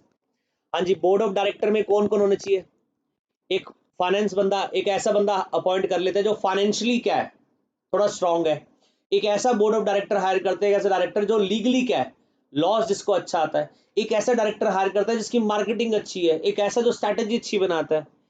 इसके अलावा business policy, strategy and planning, business की क्या स्ट्रैटेजी होनी चाहिए, क्या पॉलिसी होनी चाहिए, इसके ऊपर भी एडवाइस करता है सीएस। इसके अलावा ऑर्गेनाइजेशनल स्ट्रक्चर कैसा होना चाहिए, इसके लिए भी सीएस एडवाइस करता है। इसके अलावा सीएस बेटा मैनेजमेंट रिप्रेजेंटेटिव जाता है आईएसओ सर्टिफिकेशन, जैसे प्रोडक्ट जो आईएसआई सर्टिफाइड नहीं होते बेटा, तो जो मैनेजमेंट रिप्रेजेंटेटिव बनता है बेटा सीएस आईएसओ सर्टिफिकेशन में। ये आपको याद नहीं रखना एक एक पॉइंट, एक एक लाइन, बस इतना याद रखना, हेडिंग हेडिंग, सीएस कौन कौन सी सर्विस देता है बेटा, बस कौन कौन सी एडवाइजरी सर्विस देता है, taxation, international trade, management service. या word to word, line to line थोड़ी याद कर पाओगे। मैंने आपको पहले ही बताया मेरे पास इतना कंटेंट है, मैं पढ़ाने को आऊँ तो बेटा रात, पूरी रात में आ सकता हूँ लाइव आपके साथ, कल भी आ सकता हूँ, परसों भी आ सकता हूँ। ये सब सीएस एग्जीक्यूटिव में बेटा हम इतना पढ़ेंगे कि आप मेरा चेहरा देखना पसंद नहीं करोगे कुछ टाइम बाद, कि सर इतना सिलेबस पढ़ा रहे हो, इतना पढ़ाया जा रहे हो, खत्म ही नहीं हो रहा। बट ये श्योरिटी बेटा इंटरेस्टिंग इतना है कि आप डेली लाइक करोगे बेटा, हर क्लास लाइक करोगे सीएस एग्जीक्यूटिव में, सर मजा आ गया आज पढ़ के, तो इतना कुछ बताने के लिए, सब कुछ प्रैक्टिकल लाइफ में काम आने वाला है। यहाँ तो बस एक एक लाइन में बेटा जितना मैं आपको बता रहा हूँ वो बस एक एक लाइन में बता रहा हूँ, बताने के लिए बहुत कुछ है इसमें। इसके अलावा CS corporate communication public relation service देता है, जैसे सीएस शेयर होल्डर के साथ, कंपनी के सप्लायर के साथ, गवर्नमेंट अथॉरिटी के साथ भी क्या करता है, कम्युनिकेट करता है। शेयर होल्डर को बेटा कोई इंस्पेक्शन करनी है डॉक्यूमेंट्स की तो इंस्पेक्शन करवा कर देता है, गवर्नमेंट अथॉरिटी से कोई लाइसेंस चाहिए, लाइसेंस लेता है। इसके अलावा एडवाइस करता है brand equity and image building, company के एडवाइस करता है कैसे हम अपनी इमेज को बिल्ड कर सकते हैं, कैसे ब्रांड को और बढ़ा सकते हैं।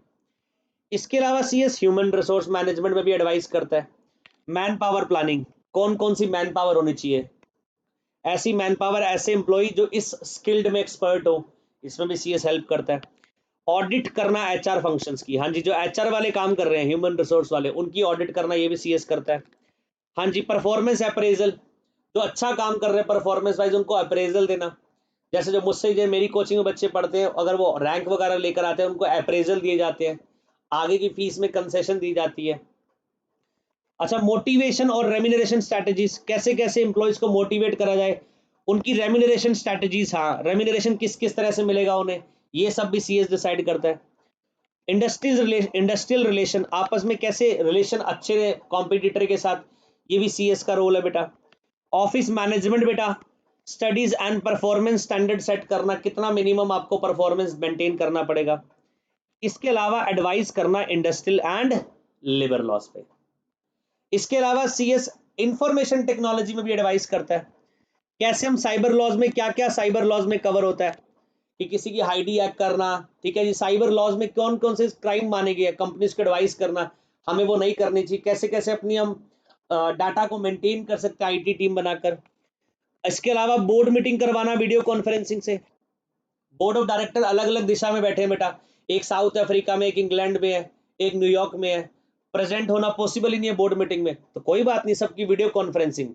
बेटा डिजिटल जमाना है, सब कुछ पॉसिबल है। टेली कॉन्फ्रेंसिंग या फिर वीडियो कॉन्फ्रेंसिंग से एक जगह सेटअप, ये सीएस सेटअप करेगा, एक सेटअप लगा देगा, सॉफ्टवेयर लगा देगा, वहां पर एक स्क्रीन लगा देगा जहां पर सारे लोग क्या होंगे, आपस में बात कर पाएंगे। आपने मोदी जी को देखा होगा बेटा, आजकल कोरोना वायरस में, कोविड-19 में मोदी जी मुख्यमंत्रियों के साथ बैठक करते हैं, अलग अलग डिपार्टमेंट के साथ बैठक करते हैं, फिजिकली थोड़ी जाते हैं वो, वीडियो कॉन्फ्रेंसिंग करते हैं, सब कुछ सेटअप लगा रखा है वहां पर, वीडियो कॉन्फ्रेंसिंग से बात करते हैं।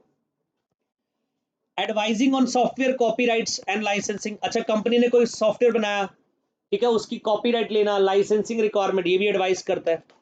इसके अलावा मैनेजमेंट रिपोर्ट कंट्रोल्स, इसके अलावा कौन कौन से रिकॉर्ड्स मेंटेन करने इलेक्ट्रॉनिकली, कौन कौन से इलेक्ट्रॉनिकली स्टैट्यूटरी, मतलब जो लॉ में बोला गया मेंटेन करने के लिए। इसके अलावा नोटिस भेजना शेयर होल्डर को इलेक्ट्रॉनिकली, ये भी सीएस का काम है। नोटिस पहले फिजिकली जाता था बेटा, अब आजकल नोटिस ईमेल भी कर सकते हैं हम इलेक्ट्रॉनिकली। और इसके अलावा जो भी फॉर्म्स डॉक्यूमेंट फाइल करने हैं इलेक्ट्रॉनिक फॉर्म में आरओसी को और अदर अथॉरिटीज को, वो भी सीएस का काम है। तो इतनी तरह की बेटा सीएस क्या करता है, सर्विस देता है। ये आपका चैप्टर कंप्लीट हो गया, ये आपके बेटा सैंपल क्वेश्चन है जो आपके होमवर्क है बेटा, कुछ भी नहीं है बेटा। कितने क्वेश्चन है, 5 क्वेश्चन है बेटा, 5 क्वेश्चन आप पढ़ लेंगे। प्रैक्टिसिंग सीएस कहां कहां ऑथराइज रिप्रेजेंटेटिव बनकर जा सकता है, रेरा के सामने, सीसीआई के सामने, एनसीएलटी के सामने और all of the above, all of the above. ये बेटा मैं एक महीने जैसे करवाया, आप सब बिल्कुल इजी इजी है बेटा। Which of the following are the function of ICSI, ICSI के फंक्शन क्या है, एग्जाम करवाना स्टूडेंट के, ट्रेनिंग करवाना बेटा रेगुलेट, अच्छा इलेक्शन करवाना काउंसिल के, और all of the above, answer is all of the above. अच्छा आईसीएसआई का एक्ट कब आया था, 1980 में आया था, शुरुआत में मेरी पहली क्लास में बताया था मैंने। इसके अलावा आईसीएसआई का मिशन क्या है, पहली क्लास में बताया था, to develop high calibre professional facilitating good corporate governance. और विजन क्या है आईसीएसआई का, सर विजन क्या है, to be global leader in promoting good corporate governance. Homework क्यों बेटा, डन, ये तो मैंने करवा ही दिया, अब तो होमवर्क रहा ही नहीं है। 5 क्वेश्चन थे बेटा, पांचों के पांचों क्वेश्चन हमने कर लिए, ये हमारा चैप्टर कंप्लीट हो चुका बेटा, चैप्टर नंबर 3। एक क्लास मैंने लास्ट क्लास में ली थी बेटा, और एक क्लास हम आज हमारी कंप्लीट हो गई, चैप्टर हमारा ओवर हो गया। अब एक डाउट जो बच्चों के दिमाग में आएगा, सर इतनी सारी सर्विस कैसे याद करेंगे। बच्चों आप एक एक पॉइंट एक एक याद नहीं करेंगे, बस मेन मेन हेडिंग याद करेंगे, मेरी बातों को याद करेंगे कि सीएस आर्बिट्रेटर बन सकता है आर्बिट्रेशन एक्ट में, सीएस कॉन्सिलिएटर बन सकता है कॉन्सिलिएटर एक्ट, कॉन्सिलिएटर में, सीएस पब्लिक इशू में पब्लिक इशू को मैनेज करता है, लिस्टिंग करवाता है कंपनी के शेयर्स डिबेंचर स्टॉक एक्सचेंज पर, जितने बेटा डॉक्यूमेंट्स तैयार होते हैं, डीड्स तैयार होते हैं, उसको ड्राफ्ट करता है सीएस, ठीक है जी। प्राइवेट प्लेसमेंट में जो शेयर इशू होते हैं उसको भी सीएस मैनेज करता है, टेक ओवर कोड को कंप्लाई करता है। इस तरह से मोटा माटी आपको ओवरव्यू याद करना है। हाँ जी, लाइन बाय लाइन मम्मी को सुनाना नहीं है, ये हाथ रख के मम्मी सुनना, दीदी सुनना, भैया सुनना, पता लगे घर वाले आटा गूंद रहे हैं, तुम कोविड-19 में घर में तुम उसको सुना रहे हो, वो वाला हिसाब किताब नहीं होना चाहिए, रट्टोफाई मत करना। ये मैंने जो आज एक एक कॉन्सेप्ट आपको एक एक लाइन में बताया ना, यही सीएस एग्जीक्यूटिव में एक एक घंटा, एक एक दो दो घंटे, तीन तीन घंटे का कॉन्सेप्ट बन जाता है। इतना बड़ा बड़ा कॉन्सेप्ट है बेटा, और ऐसे कॉन्सेप्ट है कि हिलने का मन नहीं करता, इतना इंटरेस्टिंग। जो न्यूज में सुनते हो आप, वही आपको प्रैक्टिकली बताया जाएगा, फिर आप जब न्यूज सुनोगे आपको इंटरेस्ट आएगा, अच्छा ये सर ने पढ़ाया था और ये बोला जा रहा है, लिंक कर पाओगे चीजों को बेटा आपस में। अब ये सब कुछ जितना भी आपका इस चैप्टर में बताया कि सीएस कौन कौन से फंक्शन है, सीएस कौन कौन सी एडवाइजरी सर्विस देता है, जिस भी लॉज के नाम यहाँ पर दिए गए हैं, जो जो ऑडिट की बात करेगी, ये सब हमारे एग्जीक्यूटिव के सिलेबस में है। तो सोचो सीएस के फंक्शन इस चैप्टर में बताए, और ये फंक्शन पढ़ेंगे, ये चैप्टर में फंक्शन बताए कि इस एक्ट में फंक्शन है सीएस के, और ये सारे एक्ट कब पढ़ेंगे, सीएस एग्जीक्यूटिव में। सो मेन जो आपका रोल बेटा है ना, सीएस का वर्क प्रोफाइल क्या क्या काम करता है, वो एक्चुअल में सीएस एग्जीक्यूटिव में आएगा। आपके कौन कौन से फंक्शन परफॉर्म करेगा, क्या क्या काम है, कौन कौन से एक्ट में क्या क्या उसका रोल है, ये सारा सीएस एग्जीक्यूटिव में आएगा। तो ये बच्चों हमारा चैप्टर कंप्लीट हो चुका है। आई होप आप सबको इजीली समझ आएगा, कुछ भी मुश्किल नहीं था। 2 क्लास बेटा हुई, एक हमारी लास्ट क्लास फर्स्ट क्लास, एक सेकंड क्लास। जो भी बच्चे इस फर्स्ट क्लास बेटा सेकंड क्लास में पहली बार जुड़े हैं, आपने देखा, आपको समझ आया, बट बेटा इसकी पहली क्लास यूट्यूब पर अपलोडेड है, उसको भी आप देख लीजिए। इसके अलावा बेटा मैंने कंपनीज लॉ जो आपका है CSEET में, वो भी डाला हुआ है यूट्यूब पर, और इसके अलावा आपका लॉ ऑफ टोर्ट्स भी है CSEET में, वो भी यूट्यूब पर अपलोडेड है। तो आपकी करीबन करीबन 3 चैप्टर मैंने यूट्यूब पर अपलोड कर दी, कंपनीज एक्ट, लॉ ऑफ टोर्ट्स, और आपका elements of company secretaries legislation. तो बेटा ये जो भी बच्चे पढ़ रहे हैं सेल्फ स्टडी से, वो इसको देखें। ऑल ओवर इंडिया जितने भी स्टूडेंट्स बच्चे वीडियो देख रहे हैं, घर बैठकर पढ़े। जो भी डाउट आता है बेटा, डिस्क्रिप्शन बॉक्स में मेल आईडी भी होगी, कॉन्टैक्ट नंबर भी होगा, आप कॉन्टैक्ट में डायरेक्ट मैसेज भी कर सकते हैं, आप व्हाट्सएप भी कर सकते हैं और डाउट पूछ सकते हैं। ठीक है जी। कोई बेटा आपको पर्सनल एडवाइस चाहिए, कोई पर्सनल गाइडेंस चाहिए फ्यूचर के लिए, वो भी आप पूछ सकते हैं। और जुलाई 17 नज़दीक है बेटा, जुलाई 17 से पहले हमें कोर्स कंप्लीट करना है अपना पूरा लीगल एप्टीट्यूड का, और अच्छे फ्लाइंग मार्क्स के साथ पास होना और सीएस एग्जीक्यूटिव में आना है। फिर वहां पर पढ़कर जो मजा आने वाला है, वहां वो तो कुछ भी नहीं है। ठीक है जी। तो बच्चों ये हमारा चैप्टर कंप्लीट हो गया। अब मैं नेक्स्ट क्लास बेटा लूंगा एक नए चैप्टर के साथ, उसकी डिटेल्स जल्दी बेटा आपको शेयर कर दी जाएंगी नेक्स्ट क्लास से पहले। अभी मैं डेट अनाउंस नहीं कर रहा, नेक्स्ट क्लास होगी जल्दी ही नए चैप्टर के साथ, उसकी डिटेल्स आपको अनाउंस कर दी जाएंगी। आगे बात समझो, आगे बात समझ बच्चों। तो ये सब बेटा 2 क्लास जितनी मैंने पढ़ाई है पढ़ लीजिएगा, और जो पहले जो एक्ट अपलोडेड है वो भी पढ़ लीजिएगा, और अपना बहुत अच्छे से ध्यान रखिए बच्चों। अभी कोरोना वायरस में कुछ स्टेट्स को ओपन करा गया सरकार की तरफ से, इसका मतलब ये नहीं है हम अननेसेसरी हांडबाजी करना शुरू कर दें, चौक पे जाकर सिगरेट के सुट्टे मारने शुरू कर दें, वो नहीं होना चाहिए। आप अच्छे बच्चों की तरह, आपके एग्जाम आ रहे हैं जुलाई 17 को, जुलाई 17 के लिए आप पढ़िए, एग्जाम आपके आगे हैं, सिर पर आपके एग्जाम है। जून शुरू हो गया, जुलाई 17 ऑलमोस्ट 1 महीना रह गया बस आपके एग्जाम्स में।